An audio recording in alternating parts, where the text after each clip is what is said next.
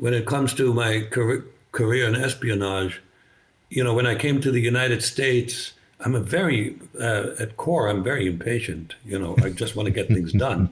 But, but again, delayed gratification, I did not act aggressively to present myself as a born American. Okay. I eased into society. It took me 5 years to be comfortable to just freely mingle. So how long were you an operative in the United States? A total of a little over 10 years, 10 years 10 and a couple of years. months. Yeah. Okay. So you were recruited. What was your job? I mean, what was the operation? Yeah. So the answer may surprise you. There was only one job that was clearly defined.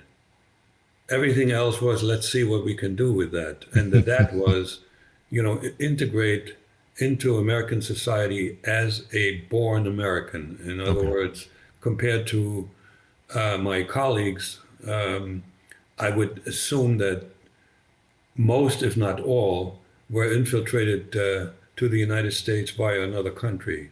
Because of my ability to minimize the accent with which I speak, they figured, let's put him in as if he was born in the U.S., which sets you up.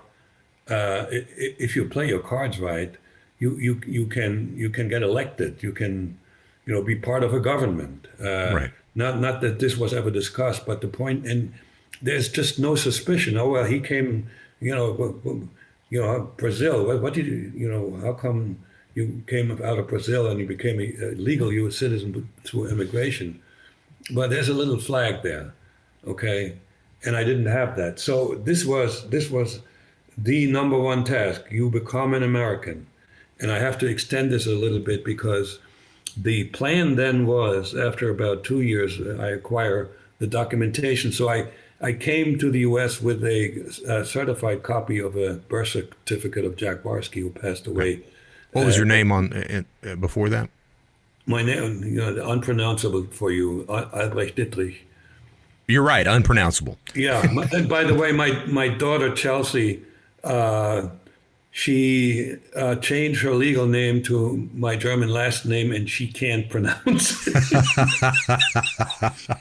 But it's a commitment to who I really am, or was at least. And based on that birth certificate, I was able to acquire, your driver's license and a social security card, and then the crown jewel was the passport, right? And the plan was, and this was still a specific plan that was shared with me. You get that passport, and then you move to Switzerland, and you establish a company there, and we know how to put funds into that company, and you live there for a couple of years, and then you move back to the United States. Okay. With whatever $10 million in your luggage, so to speak. Right. At that point, I would have been a very, very dangerous agent.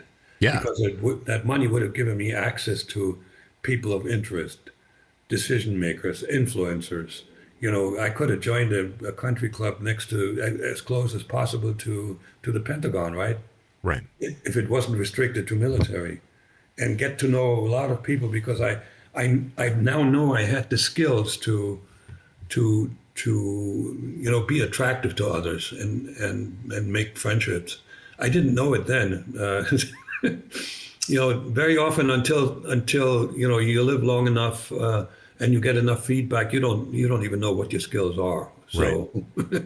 but that, thank God, and the passport application was denied because of a mistake I made, and I'm so glad it was, because I wouldn't, if this person were still alive who was suspicious in the passport office, I would thank him, as well as I can say thank you to anybody, right, for denying that application, because my life would have been very miserable. Let's say I could have wound up in jail, or when the wall came down, I would have realized that I had done damage to a country that I started loving in service of a country that was a big old lie. So I didn't have to go through all of that, thank God.